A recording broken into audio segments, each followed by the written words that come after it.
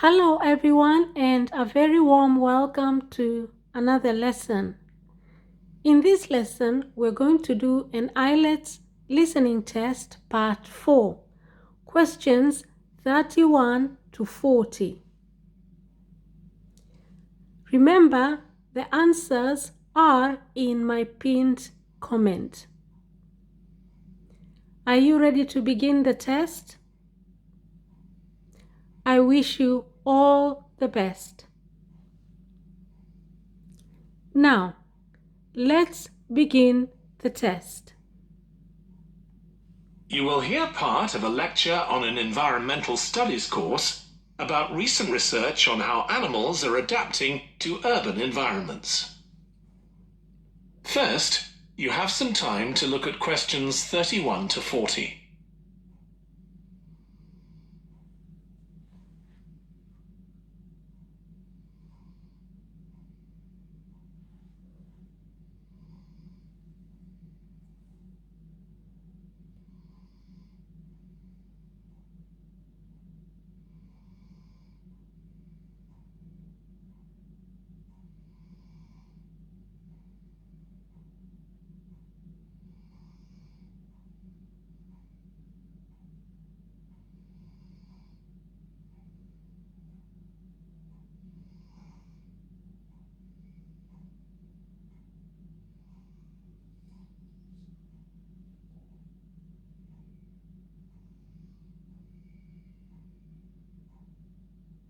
Now listen carefully and answer questions 31 to 40. Hi. Today we're going to be looking at animals in urban environments. And I'm going to be telling you about some research on how they're affected by these environments. Now, in evolutionary terms, urban environments represent huge upheavals, the sorts of massive changes that usually happen over millions of years. And we used to think that only a few species could adapt to this new environment. One species which is well known as being highly adaptable is the crow, and there have been various studies about how they manage to learn new skills. Another successful species is the pigeon, because they're able to perch on ledges on the walls of city buildings, just like they once perched on cliffs by the sea. But in fact, we're now finding that these early immigrants were just the start of a more general movement of animals into cities, and of adaptation by these animals to city life. And one thing that researchers are finding especially interesting is the speed with which they're doing this. We're not talking about gradual evolution here. These animals are changing fast. Let me tell you about some of the studies that have been carried out in this area.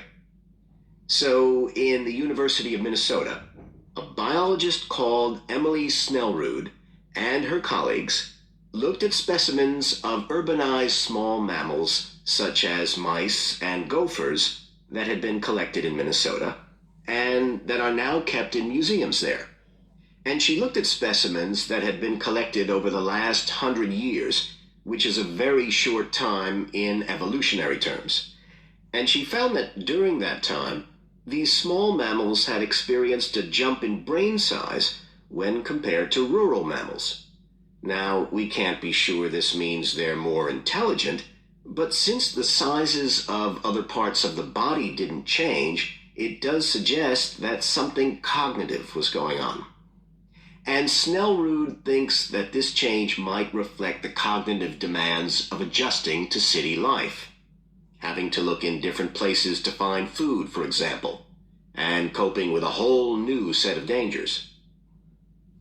Then over in Germany, at the Max Planck Institute, there's another biologist called Katharina Miranda, who's done some experiments with blackbirds living in urban and rural areas. And she's been looking not at their anatomy, but at their behavior.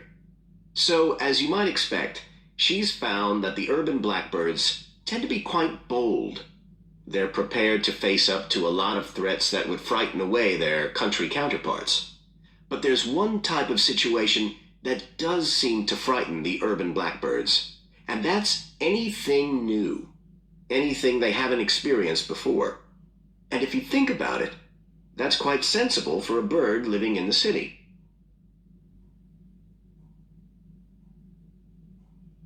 Jonathan Atwell, in Indiana University, is looking at how a range of animals respond to urban environments. He's found that when they're under stress, their endocrine systems react by reducing the amount of hormones such as corticosterone into their blood. It's a sensible-seeming adaptation. A rat that gets scared every time a subway train rolls past won't be very successful. There's just one more study I'd like to mention, which is by Sarah Parton and her team.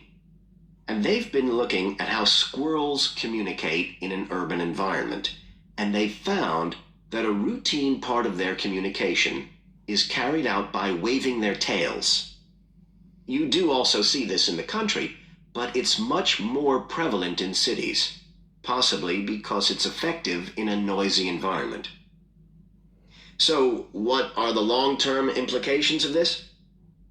One possibility is that we may see completely new species developing in cities.